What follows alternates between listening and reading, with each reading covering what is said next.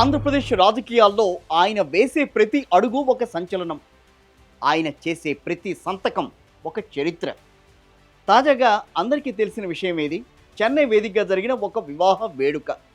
ఇప్పుడు ఇదే దేశవ్యాప్తంగా ఒక రాజకీయ చర్చకు దారితీసింది. అదేదో కేవలం పెళ్లి మాత్రమేనా?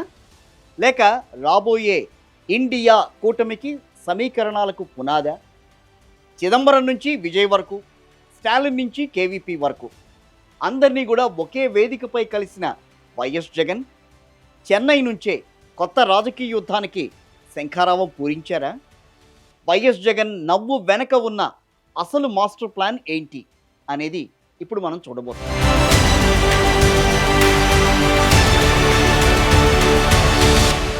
నిజానికి ఇది వైఎస్ జగన్మోహన్ రెడ్డి అన్నయ్య కుమారుడి వివాహ వేడుక. వధువు వైపు వారు కూడా వైసీపీలో అత్యంత కీలకమైన మేకపాటి కుటుంబం కావడంతో సాధారణంగానే ఈ వేడుకకు రాజకీయ కళ అనేది ముందే వచ్చేసింది. కానీ వేదిక ఎప్పుడైతే చెన్నై అయిందో అక్కడ సీన్ మొత్తం మారిపోయింది. వైఎస్ జగన్ ఒకరోజు ముందుగానే చెన్నై చేరుకోవడం, ఆదివారం రోజంతా అతిథులతో కలిసి గడపడం సోషల్ మీడియాలో టాక్ ఆఫ్ ది టౌన్గా మారింది. ఈ మధ్య కాలంలో మనం చూస్తున్నాం వైఎస్ జగన్మోహన్ రెడ్డి ఎంతో బిజీగా ఉంటున్నారు. కానీ సుదీర్ఘకాలం పాటు ఒక ఫంక్షన్లో ఉండడం ఎవరు చూడలేదు. పైగా ప్రతి ఒక్కరిని కూడా ఆప్యాయంగా హగ్ చేసుకుంటూ నవ్వుతూ పలకరిస్తూ వైఎస్ జగన్ కనిపించిన తీరు చూస్తుంటే ఆయనలో ఒక కొత్త ఉత్సాహం, ఒక స్పష్టమైన పొలిటికల్ క్లారిటీ మాత్రం కనిపిస్తోందని చెప్పాలి. ఈ పెళ్లి వేడుకకు హాజరైన అతిథుల జాబితా చూస్తేనే అర్థమవుతుంది వైఎస్ జగన్ తన చుట్టూ కూడా ఒక పటిష్టమైన రాజకీయ వలయాన్ని నిర్మించుకుంటున్నారా అని. తమిళనాడు సీఎం స్టాలిన్తో వైఎస్ జగన్ భేటీ కావడం, గంటల తరబడి అక్కడే ఉండడం ఇక్కడ ప్రధానంగా చర్చనీయాంశమైంది. అటు కొంతమంది కీలక నేతలు, అంటే ఇంకో కూటమిలో కీలక నేతలుగా చెప్పుకుంటున్న కాంగ్రెస్ పార్టీ అగ్రనేత అయిన పి చిదంబరంతో కూడా వైఎస్ జగన్ ముచ్చటించటం ఈ వేడుకకే ఒక హైలైట్గా నిలిచిందని చెప్పాలి. ఎందుకు? పి చిదంబరం ప్రస్తుతం కాంగ్రెస్ పార్టీలో అంత యాక్టివ్గా లేరు కదా అని అనుకోవచ్చు. గతంలో కాంగ్రెస్ నుంచి విడిపోయిన తర్వాత ఆ పార్టీ అగ్రనేతలతో ఇక్కడ వైఎస్ జగన్ బహిరంగంగా కలవడం మాత్రం ఇదే మొదటిసారి. ఆంధ్రప్రదేశ్లో రాజకీయ సమీకరణాలు మారుతున్నాయి, రాజకీయాలు మారుతున్నాయి, మీరు చూస్తూనే ఉన్నాం, మనకందరికీ తెలిసిందే. కేంద్రంలో కూడా మారుతున్న సమీకరణాల దృష్ట్యా ఇక్కడ వైఎస్ జగన్ చిదంబరం భేటీ కేవలం మర్యాదపూర్వకమేనా, లేక తెర వెనుక ఏదైనా ఒక పెద్ద స్కెచ్ నడుస్తోందా అన్నది మాత్రం ఇప్పుడు విశ్లేషకులు వేసుకుంటున్న ఒక ప్రశ్నగా చూడాలి. అంటే ఒక రకంగా చెప్పాలంటే తమిళనాడు రాజకీయాల్ని, జాతీయ స్థాయి నేతల్ని జగన్ ఒకే ఒక్క వేడుకతో తన వైపుకు తిప్పుకున్నారు అని చెప్పే మాట అయితే బయట వినిపిస్తోంది. ఇక ఈ వేడుకల్లో అందరినీ భావోద్వేగానికి గురి చేసిన ఒక సన్నివేశం కూడా ఉంది. అదేంటి? కేవీపీ రామచంద్రరావుతో వైఎస్ జగన్ భేటీ. వైఎస్ఆర్కు ఆత్మ వంటి కేవీపీని చూడగానే అంకుల్ ఎలా ఉన్నారు అంటూ వైఎస్ జగన్ ఆయన్ని హగ్ చేసుకున్న తీరును చూసి అభిమానులు మురిసిపోతున్నట్టు. రాజకీయాలు ఏవైనా ఆప్యాయతలు మారవని మాత్రం ఈ సీన్ నిరూపించిందని చెప్పాలి. సరే, మళ్ళీ మనం రాజకీయాల్లోకి వద్దాం. తమిళనాడు రాజకీయాల్లో సెన్సేషన్ క్రియేట్ చేస్తున్న దళపతి విజయ్ కూడా జగన్ను ప్రత్యేకంగా కలిసి ముచ్చటించారు.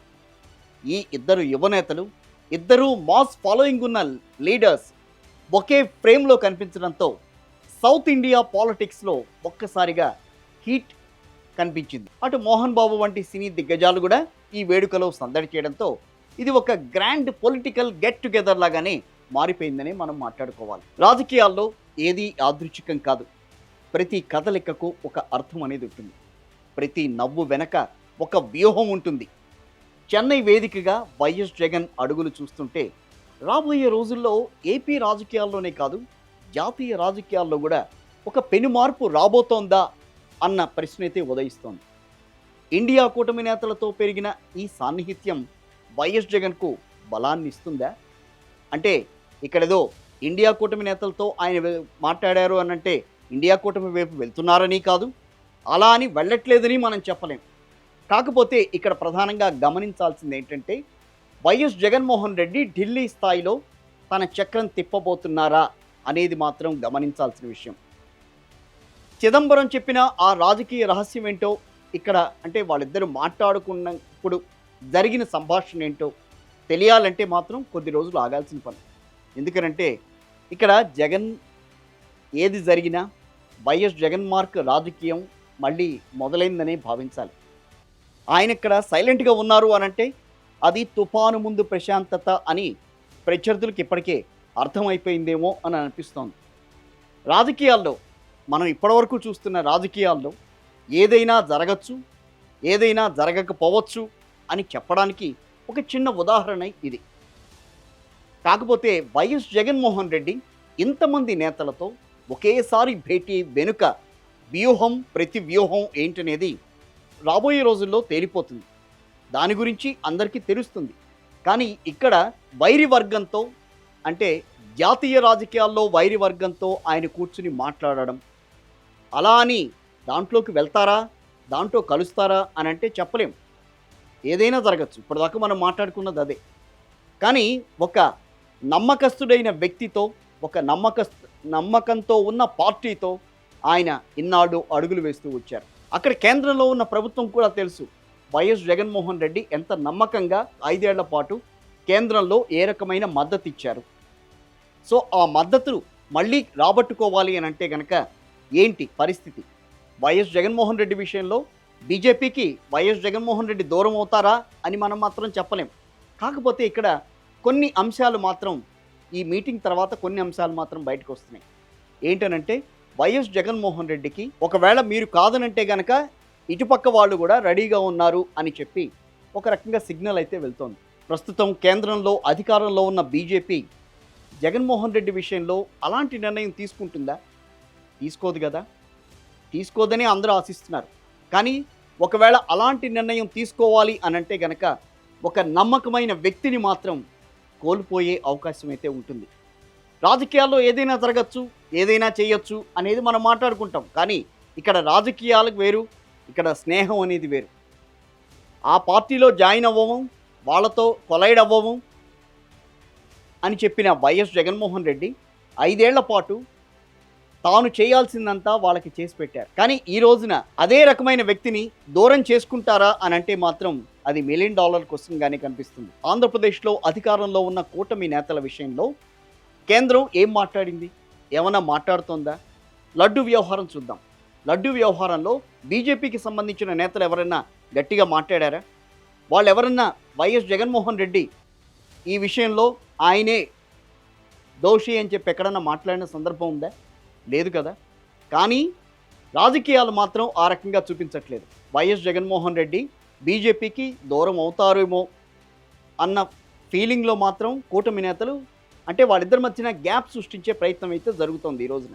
మరి అలాంటి టైంలో రాజకీయాల్లో శాశ్వత శత్రువులు, శాశ్వత మిత్రులు లేరని అనుకుంటున్న మనం ఈ రోజున మరి ఒక అడుగు ముందుకు వేస్తే ఏంటి పరిస్థితి? ప్రస్తుతం ఉన్న కూటమి నేతల్లో ప్రధాన పార్టీకి సంబంధించిన నేతల్ని ఎంతవరకు బీజేపీ నమ్మగలదు? నిజంగా నమ్మితే పరిస్థితి ఏంటి? 2014 నుంచి 2019 వరకు నమ్మారు. మళ్ళీ 2019కి వచ్చేసరికి అదే పార్టీకి సంబంధించిన వాళ్ళు కాంగ్రెస్ పార్టీతో కొలైడైన పరిస్థితి మనం చూసాం, కుమ్మక్కైన పరిస్థితి చూసాం, వాళ్ళతో కలిసి వేసిన అడుగులు చూసాం. మరి అలాంటప్పుడు ఈ రోజున వైఎస్ జగన్మోహన్ రెడ్డి బీజేపీని కాదని కాంగ్రెస్ పార్టీ గనక వైఎస్ జగన్మోహన్ రెడ్డి అంటే ఆయన్ని గనక కలుపుకోవాలని చూస్తే రాష్ట్రంలో రాజకీయ సమీకరణాలు కానీ, కేంద్రంలో రాజకీయ సమీకరణాలు కానీ మారిపోయే అవకాశం ఉంటుంది. ఇది ఒక్క వైఎస్ జగన్మోహన్ రెడ్డి గురించే కాదు. మనం మాట్లాడుకునేది చెన్నైలో జరిగిన ఈ ఫంక్షన్లో ఎవరెవరు ఏ రకంగా కలిశారు, ఎలా కలిశారు, కలిసిన తర్వాత వాళ్ళ మధ్య జరిగిన చర్చలు ఏంటి అనేదే ఇక్కడ ప్రధానంగా చూడాల్సిన సారాంశం. సో ఒకవేళ కనుక ఇవి ఫ్రూట్ఫుల్గా జరుగుంటే కనుక రాబోయే రోజుల్లో ఏం జరగబోతోంది? బీజేపీకి అగైనిస్ట్గా ఒక కూటమి ఏర్పడి ఉంది కాబట్టి ఆ కూటమికి మద్దతుగా వీళ్ళంతా కూడా కదిలే అవకాశం ఉంటుందా?